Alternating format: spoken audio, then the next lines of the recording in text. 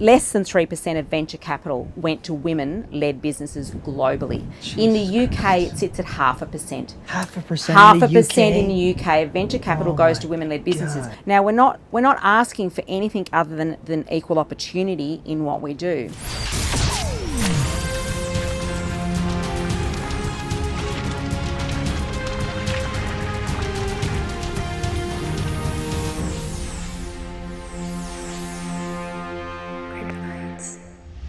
Dear crypto community and blockchain buddies across the globe, welcome back to season 2 of Kryptonites, the timeless interviews and the no BS blockchain channel built with the community and for the community. And today we have another awesome influencer and educator, my crypto auntie, Lisa Short. Hi, Alex. How are you? So lovely to have you, my dear. So you are to be a here. true role model for anyone in this space. You've inspired so many women. You've learned not just about blockchain, but about frontier technology in general. Can you tell us a little bit about your amazing journey? A good friend of mine actually showed me a little video called "What the F is Blockchain," and I just thought, oh wow, that's what I'm talking. That's the technology that I need. So I started to learn about it, and it evolved from there because blockchain has that capacity. It has that capacity to, like smart contracts, that's autonomous. It makes things happen without us knowing. It's as good as the input we put into it, but it makes things happen and it allows people to function in their business lives. And that's how I got into the industry. And then it just opened up a world of opportunity in terms of its capacities and its potentials for social impact and for women and inclusion and making businesses better. And that's really, in essence, how I got into the world of blockchain. So glad you did. You're inspiring women all across the planet. And speaking of which, talking about age doesn't matter, you even included your parents. I did. There is a funny story behind that. Last year, my parents are in their 80s, they're elderly, and they often wonder what on earth I do. And, in essence, my role is what I would call a transformational strategist. And I was presenting at a conference in Australia, so it was the first time in my entire career that my parents had had an opportunity to see me present at a conference and see what I talked about. So cool. And I was talking at an education conference, and educationalists are probably some of the most resistive in terms of technology out there. And I was talking about distributed ledger technologies and blockchain and fit-for-purpose frontier technologies that could really move that industry forward and make it more efficient and more cost efficient. So I decided to take my parents. It was in Canberra, of all places, the political capital of Australia. I took my parents and they were treated like VIPs, sat in the front row, and then I started to present my presentation on topics like cryptocurrency and distributed ledger technologies and blockchain and what have you, and they're just sitting there. I could see the looks on their faces. And at the end of it, my parents said, "That was really awesome, Lisa. That was fantastic. We're really so proud of you, but we've got no idea what you were talking about." And I said, well, I tried to explain it to my parents, and I said, okay, let me talk you through the process of money.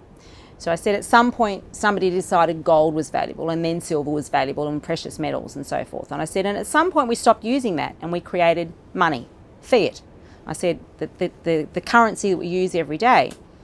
And I said, and the governments control that, and they change that regularly and what have you. I said, and then do you remember when we started having EFTPOS cards and the reticence everybody had to using EFTPOS cards? And Mum saying yes. And I said, well, now when you make a transaction, you can ring the credit union or you can ring the bank and they'll just transfer money. I said, you don't actually see it move, do you? It's just digital money. It's just a transaction, yes. I said, well, cryptocurrency is really an evolution of that. I said it really is a digital form of currency that operates on a technology that we can trust. I said it's eliminating the banks and the people we don't trust. And they went, oh, okay, well, I understand that. So from then on, I sort of started to read about it, and I used to understand a bit more about Bitcoin and Ethereum. And now I have my 84-year-old dad who when he watches the stock exchange reports on the NASDAQ and the Nikkei and the Australian Stock Exchange, he gets the Bitcoin price has gone up today, Lisa, or the Ethereum price has gone down, and so he watches that as well, which is pretty amazing. So that is so cool. Yeah, and they will often say to friends of theirs, or friends of theirs will say to them, what does Lisa do? And they go, well, that's a bit difficult to explain. She sort of works in business and she sort of works with that funny money stuff.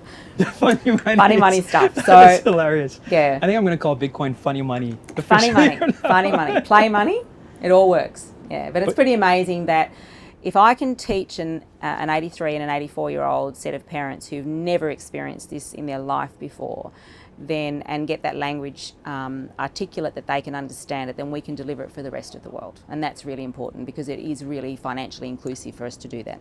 So Lisa, obviously you're not just a crypto auntie, you're an advocate for frontier technologies in general. And obviously we have blockchain, we have AI, we have IoT. Which one of these technologies are you really the most passionate about at the moment? Yeah, good question. I am actually a transformational strategist in frontier and emerging technologies. So I would say that I'm absolutely passionate about fit for purpose technology. And in that regard, I'd probably actually tend to go IoT. Now, the reason I say that is that I'm an ecosystem specialist. So I'm absolutely passionate about the potentials of blockchain and distributed ledger technologies and what it has the capacity to do. But I also know that it can't operate on its own. So in terms of what we're delivering for business, we're talking about internet, connectivity, AI, data, etc. So the underlying infrastructure is certainly distributed ledger technologies and what it can do, and blockchain, and how we can have cryptocurrencies and other applications running across it. But I think in terms of how my brain thinks, which is ecosystem thinking, the Internet of Things tends to actually fit my style of thinking.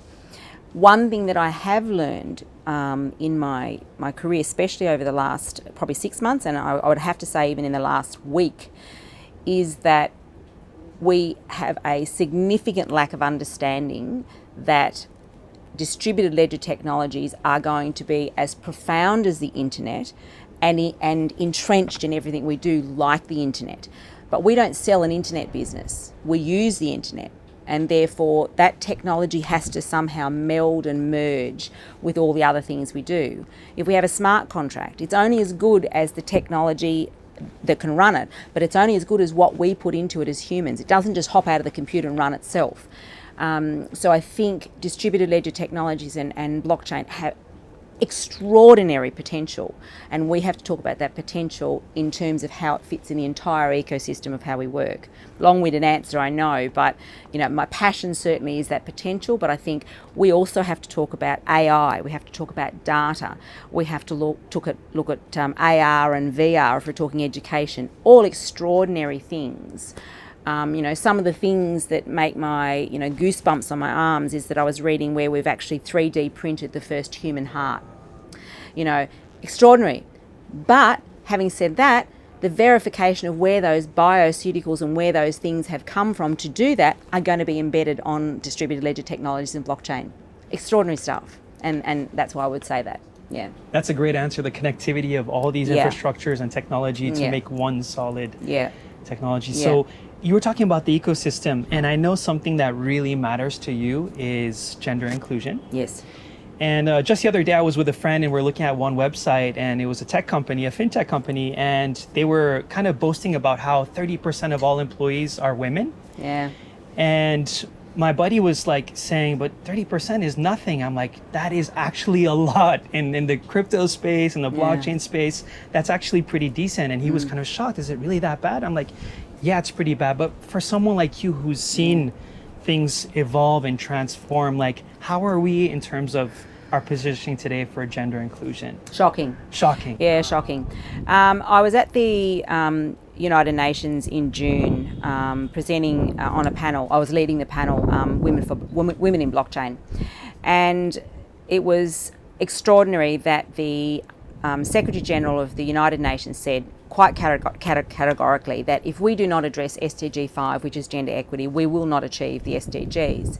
He then turned around and said, and by the way, it's not women who need to change, it's my species, and lip surface is not enough. It's not satisfactory, because that's all we're getting. We're getting statistics. I'm sorry, but 30% is not adequate. Until we get at least to a 50-50 ratio, we're dealing with statistics like less than 3% of venture capital went to women-led businesses globally. In the UK, it sits at 0.5%. 0.5% in the UK. Venture capital goes to women-led businesses. God. And my argument would be, and I am really passionate about this, who is holding venture capitalists and people who are investing other people's money accountable, when we know also that there's a return of 78 cents in the dollar on a women-led business as opposed to a 31 cents in the dollar return on a man-led business. Now, we're not asking for anything other than equal opportunity in what we do. When you walk into a room and there's a circle of suits still sitting there and there's one person, that's what we face on a daily basis. I was at the 17th World Summit of Nobel Peace Laureates, and an incredible colleague of mine, Mei Lin Fung, was there, and she said, I walk in now and I just see a circle of suits, she said, and they say we're supposed to have 50%. So she said, I take a different opportunity. I just take 50% of the time because it's the only way.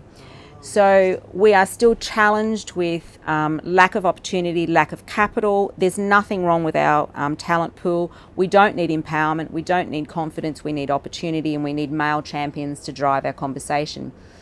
In the fintech and the cryptocurrency and the digital ledger space, it's actually not much different than anywhere else. We are still fighting to have a place at the table and have credibility that's there. It's certainly probably better than most, I think.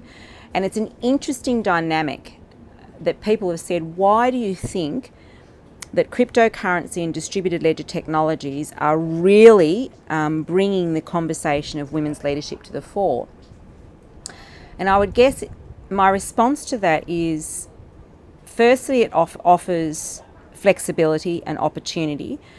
It offers us a great opportunity for social entrepreneurship and to suit our flexibility and our requirement. It brings a bit more of a level playing field in terms of our ability to engage with the market. For example, the amount of wallets that we have coming out of the UAE and Asian countries where previously men have controlled finances is extraordinary. So we have anonymity. But there is still a very, very long way to go. And we need some male champions out there to start to, advocate for our cause and listen, to some of the incredible opportunities. It will also, and I guess one of the most profound benefits that we will have from this technology is the ability for people to have an identity.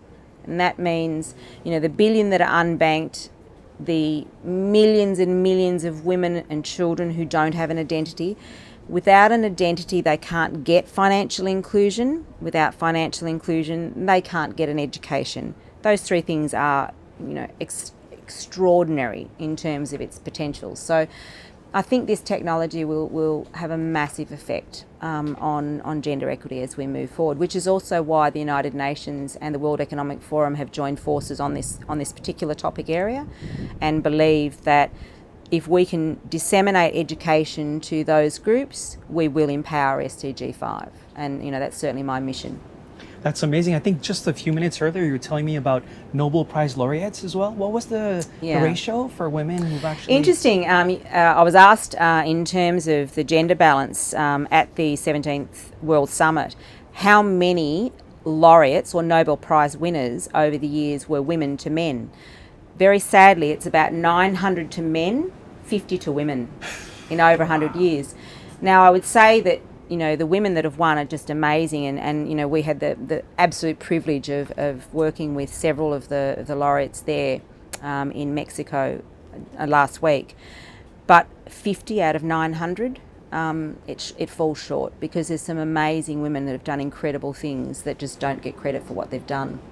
Absolutely, and I'm glad you're leaving that wave. We really need more women like you in that sense. And what I love about you, Lisa, is when people talk about Bitcoin's price or technical analysis, you couldn't care less. You're all about social impact. Absolutely. So if you don't mind telling us a little bit more about what you're doing with social impact, all the meetings you're having with the UN, and all the amazing stuff that you've been accomplishing. The most amazing experience was last week, or yesterday I should say, because I've only just arrived back in England yesterday, but was the 17th World Summit of Nobel Peace Laureates. I was asked to lead a new initiative, which was to bring to one table and in one place the missions and the challenges that the Nobel Peace Laureates, those who've won Nobel Peace Prizes, are being faced with in achieving their social impact, whether it be nuclear disarmament, child trafficking, landmines, climate change, a whole range of challenges, and bring in the opportunities of technologies. How can we make the two intersect and have a massive social impact change, but do no harm to anyone along the way? And the outcome has been amazing. We had such engagement from the Nobel Peace Laureates. We surveyed them, they delivered their challenges. We came back with I curated some extraordinary technologists from around the world, and I led that team. And we were able in 75 minutes to get a vision, a mission, the name of the entity, and a 12-month MVP agreement.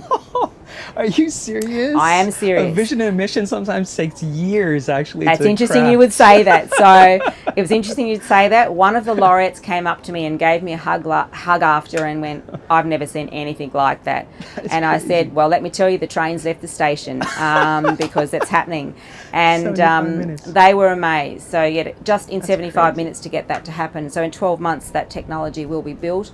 We do know that the technology stack will include a range of technologies, but without a doubt, for measurement, for social impact, for payments, for identity verification, for trust, particularly across the African nations and emerging nations, distributed ledger technologies and blockchain technologies will be embedded in that platform, which also means we've got to take on a journey the skeptics, because there are skeptics to the industry. So and they're very vocal about it. They're very fundamentally challenged by the fact that this technology can deliver social impact, because they don't have the education to understand it. So education piece is critical, and they're two of the projects. The other one that I found, which was extraordinary, was engaging at the summit. I also led an education program for 1,300 youth from around the world. Amazing. 600 from Yucatan in Merida and 600 from around the world. The ones from Yucatan in Merida just brought me to tears. I left that stage and was embraced by these incredible youth, very large percentage of them young women, saying that they had multiple degrees, science and engineering, technology. They understand distributed ledger technologies, they understand blockchain, but they can't afford an airfare to get out of Mexico, and they can't afford opportunity. How do we connect the two? Without a doubt, I believe it's going to be through our community to engage them with our technologies, what we know, LinkedIn, connect them to networking groups that we've got, and so forth. I was amazed at one young fellow, his name was Julian, came up to me and he said, "Lisa, that was just so inspiring. I just want to hug you. Is it okay? I'm really sorry. I want to hug you." And I said, "It's more than okay." And he said this was his idea. "I want to turn the waste from the pork farms that the multinationals are coming into our country and producing, and I want to turn that biomass into fuel. And I want to be able to track that biomass on some sort of distributed ledger technology so we can actually say what the impact of it is and where it's going and so forth." He said, "But that's not really my intent. My actual intent is to bring community back to Merida and to the Yucatan." He said, "Because the people here have lost trust in the multinationals." And I said, "Well, that to me is what distributed ledger technologies is about: transparency, trust, autonomy, financial inclusion." He said, "That's why I want to do it." Absolutely. It was nothing to do with the actual project. His intent was the impact of community. That's the social impact that we can get from this technology. It is breathtaking. That it really is breathtaking. And like you said, all about educating and financial literacy. You talked about digital ID, which to me as well is one of the most important components we need for legitimacy right now. And all the action that the United Nations and NPOs and NGOs are taking. Did you also discuss with the UN ways to donate money to charities? Because as you know, the blockchain is one of the easiest ways for peer-to-peer transactions. And it doesn't go to that level of bureaucracy where you donate X amount and 60% goes to people behind a computer, and then the actual amount that is donated to the charity is minimal. Is that on the agenda? It's very much on the agenda. So how do we bring together investors, philanthropic ideas, social impact, people that are doing good. How do we bring it together into a centralised place where we can eliminate all the inefficiencies that we have and concentrate the efforts and get it to the people who it needs to get to? Very big conversation. What's still very sadly lacking though is education. We are not getting the message out there about the potentials of this technology. We are still faced with a brick wall, and it's a real slap in your face when you hit it, when you get a skeptic that doesn't understand it. So I think key is education before we're even going to get to the point of being able to use it for peer-to-peer transactions in that space. Well, hopefully Crypto Auntie can come to the rescue and break that wall down with a big punch. But absolutely, you've been like such an inspiring lady, and I still remember the first time I saw you in Japan at Blockchain Unbound, and you had a talk just before the Cambridge Analytica really tense talk. But I just wanted to tell you that what you've done for this space already is amazing, and I really think we need ambassadors like yourself. Going and working with the MPOs, the NGOs, and not just institutional sentiment or retail sentiment, and doing good for mankind or womankind. Oh, womankind. Is that how we say it? I think just people. I just think I think one of the things that I believe this technology has is to bridge the divide of difference. And I think that's a huge thing that it has to do, because the minute we start to put segregation, we've created boundaries. I think it has the greatest capacity to bridge that divide and make it indifferent to difference. Yeah. Bridging that divide sounds like a great thing. Lisa, if we want to follow you, so what is best? Are you more active on Twitter or LinkedIn? LinkedIn. I've got to say I'm a bit of a horror at Twitter, but I'm starting to learn to like it. But certainly LinkedIn, and I always engage. I'm setting up a couple of groups for youth. One is actually called Arate Social Entrepreneurs. Arate meaning excellence of all kind. So certainly in that space, I'm always reachable that way, very approachable, and very happy to work with businesses who want to do good in this space as well. And certainly I would say the underserved market, like small to medium enterprises as well, we've got to bring them into the market as well. Thank you for helping us cut through the bullshit. I definitely follow Lisa Short on LinkedIn. She's active there, and also on Twitter. You'll have the link here below. And don't forget to like, comment, and blast that bell notification so that you can get access to all these timeless interviews with quality content. Look forward to seeing you next week, premiering every Wednesday at a PC near you. See you guys.